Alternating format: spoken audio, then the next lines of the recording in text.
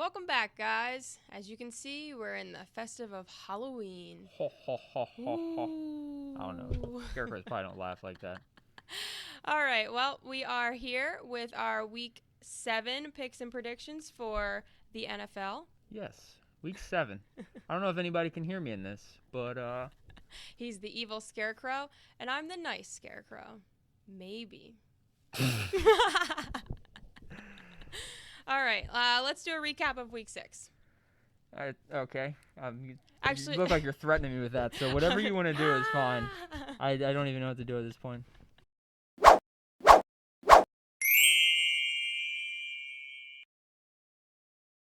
Okay, sorry. Had to take the mask off so you guys could hear me a little better. Also, some disaster shark with the fingers. But stay tuned for the blooper video, I guess. Yes, what were we doing? yes, recap of Week 6. Recap of week 6. These How'd are we going to do? be distracting the whole time. Week 6 was a little rough. It was so many upsets. And if you're on the wrong side of them, as we were, I'll be honest, we were 13 and 17. They'll really dagger you. Jeez whiz. Yeah, 13 and 7. I'll do better next week, promise. 13 and 17. The sides are what really cost us. I mean, like I said, big upsets with the Eagles and the Browns. Even the Giants playing a close game with the Bills. Crazy. So 5 and 10 on the sides. We were 8 and 7 on the totals. So overall, not a terrible week. We were 4 under, obviously, but better weeks ahead. Yes. Couple bad beats there. Like for instance, Mac Jones taking a safety to let the Raiders cover that. Yeah. The Broncos as well. The defense played decently well against the Chiefs throughout and just couldn't score. And then we're still going to cover until they turned it over and allowed a field goal at the end. So stuff like that happens. But yeah. We'll bounce back. Yeah, better weeks ahead. All right, let's get into Week 7. So, no London games this week, right? No London games. Yeah, that's you're right. all done, right? No one's going to London anymore? I think there might be more One this more? year. Oh, okay. Way to put me on the spot there. I should know that.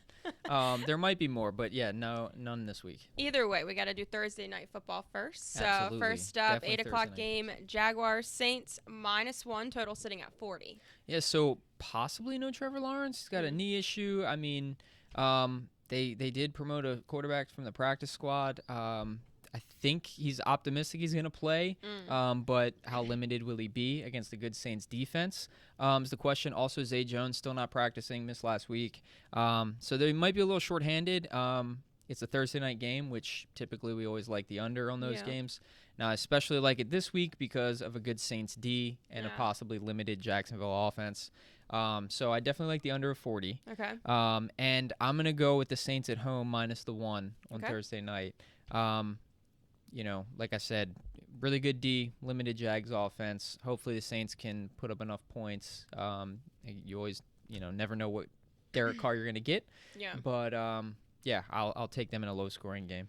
All right, up next, first Sunday game, Browns-Colts +2.5, total sitting at 40. Yeah, this one is a little interesting that their Browns are only laying 2.5 after coming off such a big win against the Niners.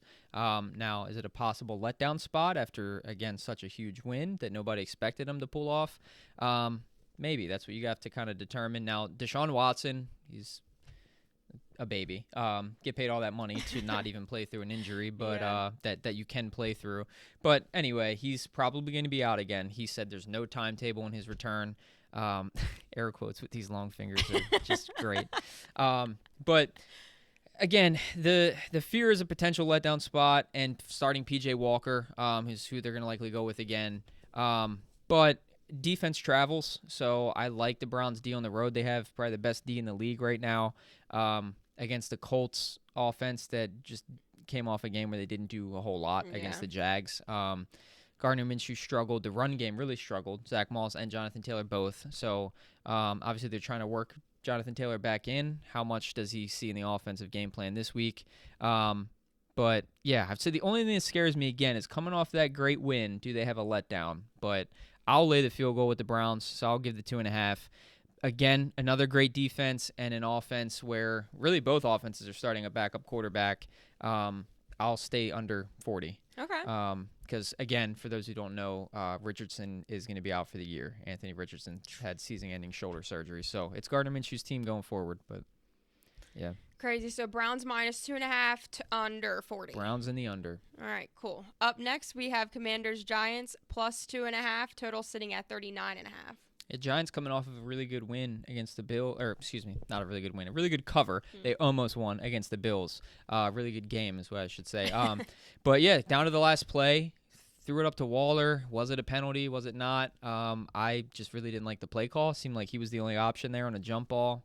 You have a mobile quarterback. You have one of the league's best running backs from the one. I would have did some sort of rollout or something, give Tyrod the option to run or throw.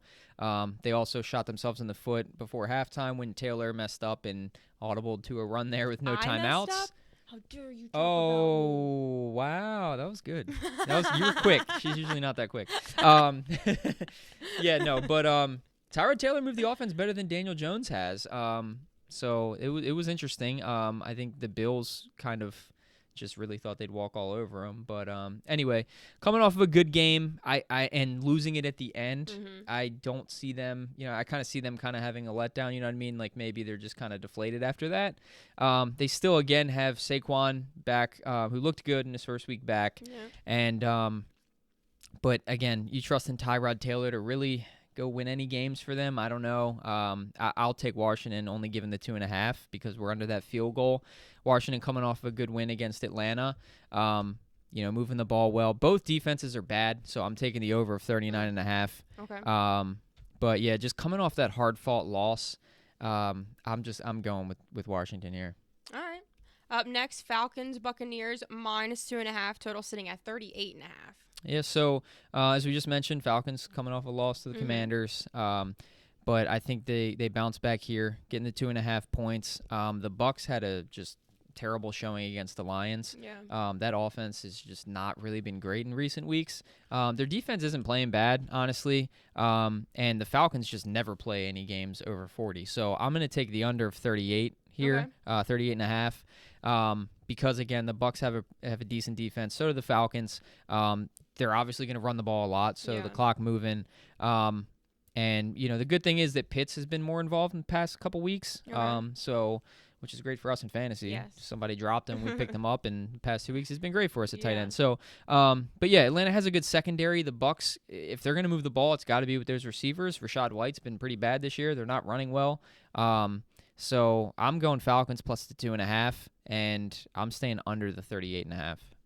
Alrighty. Up next, Bills Patriots +8.5. Wow, that's high. Total sitting at 40.5. So you would think it's high until you remember that last week we had like +14.5 on one of the teams. Yeah, games, they didn't cover. It was the Bills actually against the Giants, and they didn't cover. But it's the Patriots, and I think I, just like most people, are out on the Patriots and realizing that Bill Belichick's time might be up. They're bad now. Yeah. They really are just bad. I mean, like we said, womp. Mac Jones taking a safety to lose that cover last week. Bill O'Brien is just terrible running this offense. Now, Malik Cunningham supposedly is going to get more involved, but, who knows? Probably not enough this week to make a difference. And it's still a rookie. You never know. So, now these matchups, 6 of the last 8 matchups between these two teams have gone over this total of the 40.5. So I do like the over. I like the Bills, who they're essentially coming off of 2 losses, right? I mean, they won against the Giants, but they got lucky. Yeah, it wasn't like it came down to the last play of the game. Wasn't like they were winning score by there, a they stretch, lose. So. Right. So, so I think it's essentially like coming off 2 losses. They know they need to get their stuff together. And what better matchup to do it than the Patriots, who just their D really isn't that great. They have some injuries, which is causing that, but their offense is even worse. Now, the flip side is the Bills' defense hasn't been great because of injuries as well, and they can be run on for sure. So, if Ramondre Stevenson and even Ezekiel Elliott, if they can get it together, they can run on the Bills. So I think they kind of put up a few points to contribute to this over here. I mean, the Bills have given up. They just gave up 93 to Barkley, who came off an injury. They've given up 136 to ETN, over 100 to Achane, 127 to Breece Hall. I mean, even Brian Robinson in a blowout. Washington got blown out, and he averaged 7 yards a carry. So, Bills can be run on, but I think their offense is going to really show up this game finally and cover that 8.5. And again, Mac Jones will probably make some mistakes and whatnot, of course. But yeah, so Bills and the over. And the over. So you said the last how many games they went over? 6 of their last 8 matchups, they've gone over this total of the 40.5. At some point, they got to break it. Yeah, I mean, sure. Maybe not this time. I don't see it this time because the Bills coming off of 2 rough games. I think their offense really knows they need to get it together, and I think they will. Yeah. And again, I think the Patriots can do enough on the ground to contribute, but I think the Bills put up a big number here. Yeah. So. All right, up next, Raiders, Bears, +3, total sitting at 37.5. So possibility here that we have 2 rookie quarterbacks facing off against each other. Garoppolo with the back injury and Justin Fields with the dislocated thumb. He's doubtful. Garoppolo is up in the air, so it's looking like Aiden O'Connell versus Tyson Bagent. So, Bagent played decently at times last game and trying to come back for the Bears last week, but had a few mistakes. That really terribly underthrown pass to DJ Moore is what did them in. But on the flip side, Aiden O'Connell looked pretty well in the matchup against the Chargers a few weeks ago. Again, same kind of thing. Looked well through a bad pick at the end, but I think that was more on McDaniels. He should have just pounded the rock in there at that point. But I'm going to go with O'Connell and the Raiders -3 because I'm going with the team that's got the slightly better defense. The Raiders don't have a great D, but I'll trust Max Crosby and what they've been doing a little more than the Bears D, who's just been kind of getting beat up on by almost everybody. But and then they have the better playmakers, in my opinion. You have Devontae Adams. Jacoby Myers has been great this year. Josh Jacobs, again, if Josh McDaniels would get him more involved, they still have the better playmakers than the Bears. So I'm going with the Raiders here. And then I'm going under the 37.5 just because rookie quarterbacks trying to put up the points. I'm going to stay under. All right. Up next, Lions, Ravens, -3, total sitting at 41.5. Lions have been great. 5-1. I mean, what a turnaround for that franchise, right? Definitely. And then the Ravens the Ravens coming off a win in London.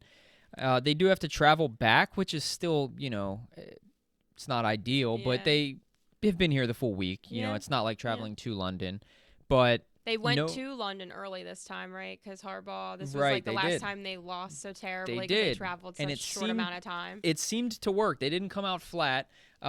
They did, struggle on offense in the red zone. Mm-hmm. So that was really their main thing. Justin Tucker kicked 6 field goals. Oh, my gosh. It's so great. We rely so heavily on him. Yeah, they always have. But the Ravens did look better on offense as far as moving the ball down the field, I'll say. And then, it looked like a typical John Harbaugh second-half meltdown for a while there. Jackson throwing a bad pick. He did miss several receivers. He still is not great passing the ball, for sure. But I do think they moved the ball in the Lions. Lions have no David Montgomery this week. Maybe Jahmyr Gibbs is back, but they don't really use him a ton even when he plays. So I'm going to lean the Ravens -3 here at home. Okay. I do think they can kind of get to Goff, who's a little stationary, and I think they'll blitz him with like Kyle Hamilton and whatnot. They've been doing some of these disguised blitzes that have worked, and their defense has been playing pretty well. I do think that obviously they need to stop Amon-Ra St. Brown in the secondary. Yeah. That's the Ravens' weakness. It always is. But I think the Ravens move the ball enough, and I think they cover that 3, and I'm going over the 41.5 because the Lions do have a really good offense. But I think the Ravens keep them in check a little bit, and if they can finish their drives off and get in the end zone instead of relying on Tucker, like you said, then I think they go over and they will cover this field goal. All right, we're going to get into the Sunday 4 o'clock games. Okay. Steelers, Rams, -3, total sitting at 43.5. Sure. Steelers coming off of a bye. They had a good win, or kind of a lucky win, but a good win against the Ravens before that bye. And then the Rams coming off of a win against the Cardinals, who have, of course, been kind of losing to everybody. Yeah. But no Kyron Williams. He's out a few weeks, so they've got a rookie in Zach Evans taking over here.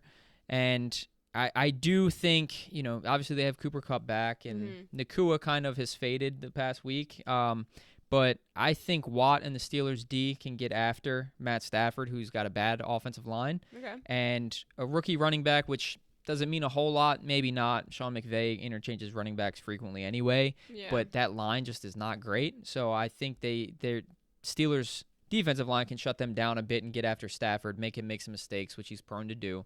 And hopefully the Steelers' offense takes another step forward like they did really in the last quarter against the Ravens when Pickett started airing it out to Pickens. Yeah. And, I mean, obviously he's a stud. So that Rams D, with the exception of Aaron Donald, isn't great. So I think they can, if they get Jaylen Warren more involved and throw downfield, take some chances and some one-on-ones to Pickens, I think the Steelers cover the 3. I am going to lean under the 43.5. Okay. This is one that, again, I'm not rushing to the window on this total because, the Rams do have a pretty good offense, but even though I think they get shut down by the Steelers this week, and they don't have a great D. So, but I'm going to lean under the 43.5 as well. Okay. Cardinals, Seahawks, -7.5. Total sitting at 44.5. So Cardinals, they were playing everyone tough there for a while, but they just, they keep losing. They no James Conner, obviously still. So, and Seattle coming back home after a close loss. Mm-hmm. I like them at home. Their defense has been playing pretty well, and I think they do shut down Dobbs. And if anything, maybe if you really want to take Cardinals, maybe take them in the first half because they've always been competitive in the first half this year, but just, the teams pull away from them in the second half. So I do like the Seahawks minus the 7.5. If you can end up getting it without that hook, obviously that's ideal, but I'll take... Ooh. See, that was unintended, but now I'm going to do the Halloween puns the rest of the podcast. So Seahawks minus 7.5, over 44.5. Obviously it's a little spooky taking the Cardinals offense on an over, but I'll go over the 44.5. And yeah. All right. Up next, Chargers, Chiefs, -5.5. Total sitting at 47.5. Yeah, Chargers coming off of a bad loss to, close, but bad loss to the Cowboys. Eckler's back. He did not run the ball well at all, but they got him involved in the pass game, which is good to see. So another week back for him. Their offense just looks out of whack without Mike Williams. So, Chiefs, their D has been playing well, obviously coming off a Broncos win, which great, they beat the Broncos, but their D's been playing well all year.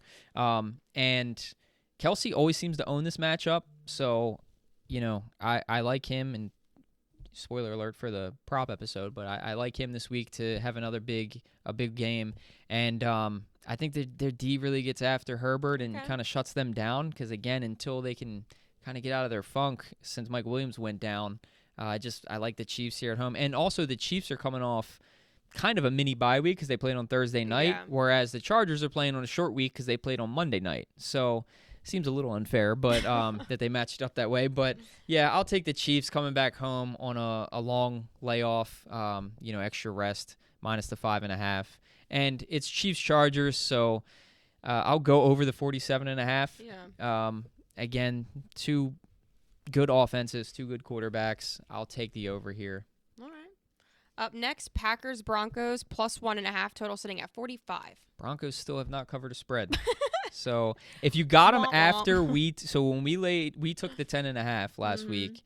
Later on, by the time they kicked off, it was 11. So technically they pushed again if you got it at that. But that last second field goal, or in the last few minutes field goal after the Broncos turned it over again, did them in for that. But I'm going to take them this week, believe it or not. And it's not something I love. It's a little scary to take this one. Get a little spooky. But yeah, the Broncos D, they're still last in the league, but they played well against the Chiefs, honestly, Thursday night. They did enough that they kept their offense in the game.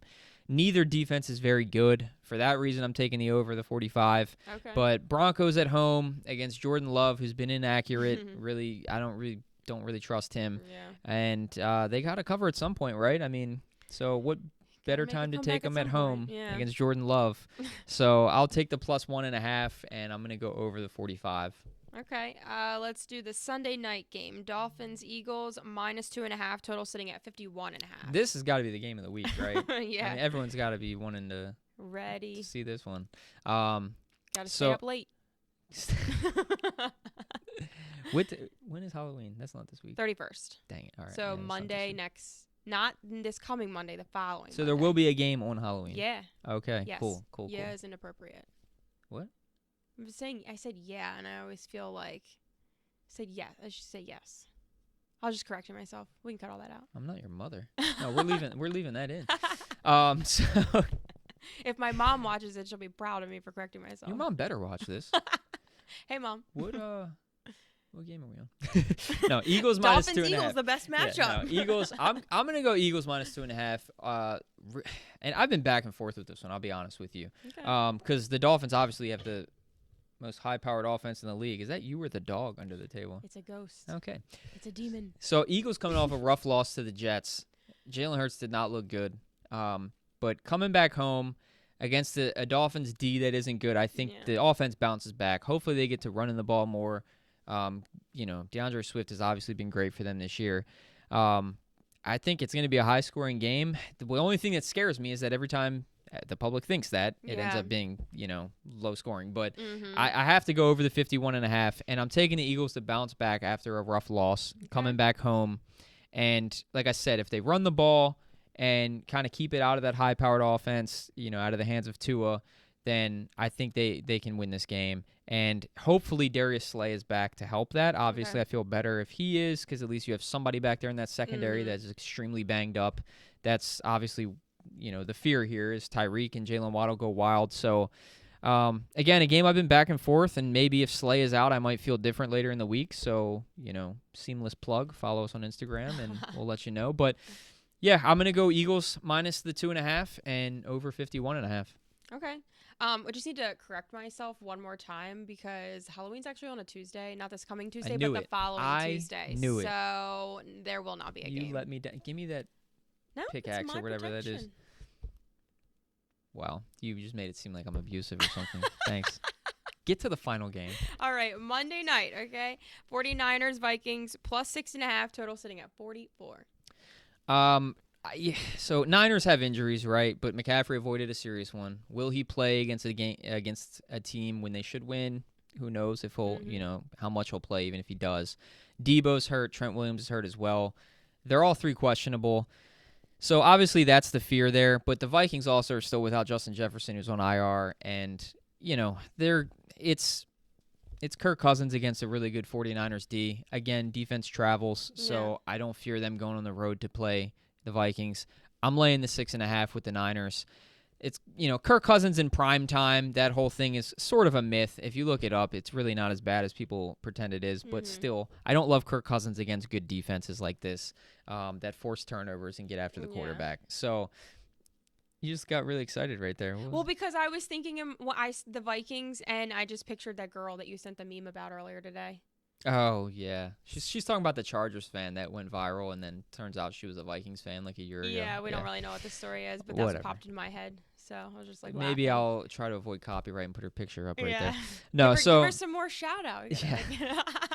But no, Vikings also coming off of a loss. Excuse me, not the Vikings. Did I say Vikings? You said Vikings. Okay, 49ers, Niners coming off a loss. Yeah, no, the Vikings are sandwiched between two divisional games, but they just beat the Bears, obviously. Niners coming off a tough loss in a game that no one thought they would lose.